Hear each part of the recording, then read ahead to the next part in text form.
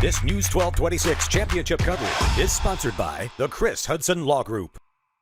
That's right, we're bringing you all the action from this year's All-State Sugar Bowl, and it's all brought to you exclusively by our friends at Chris Hudson Law Group, your local Augusta law firm. All right, we're just 5 days away from seeing if backup quarterback Gunnar Stockton can lead Georgia to round 3 of the college football playoff. The 2-seed Dogs will face off against the 7-seed Fighting Irish on New Year's Day. This game is one we've had circled on our calendars for a while now. During the 20 days since we last saw UGA play, head coach Kirby Smart says he's worked to keep the team as focused and sharp as possible, as Notre Dame's defense will be a tough task for Gunnar to navigate in his first career start as a Bulldog. Gunnar had a few shining moments in the second half of the SEC championship, but he'll need to put 4 quarters of that together if Georgia wants to move on to round 3.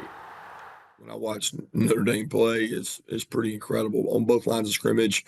The way they play, the style of play they have. This is a really good, solid, fundamentally sound, don't beat themselves, play good defense, great defense, and really physical in the lines of scrimmage. And they got a really athletic quarterback. So there's a reason why they're at the point in the season they're at.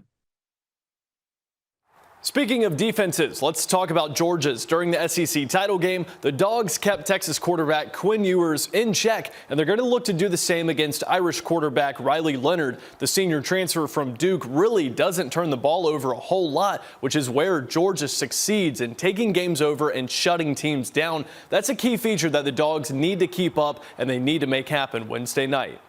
Just being more aggressive all around the board, whether it's that, getting the balls off people or, coming up and making tackles, whatever the case may be. Just wanting to be more aggressive and have more of a presence on the back end. Very explosive and very physical.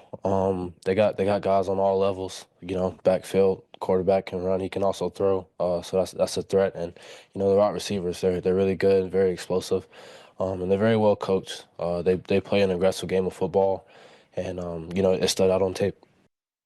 Now it's all shaping up to be a great one, and our sports director, Alyssa Lyons, is going to be live from New Orleans next week ahead of the game, and we're going to continue to bring you even more behind-the-scenes coverage from the Big Easy.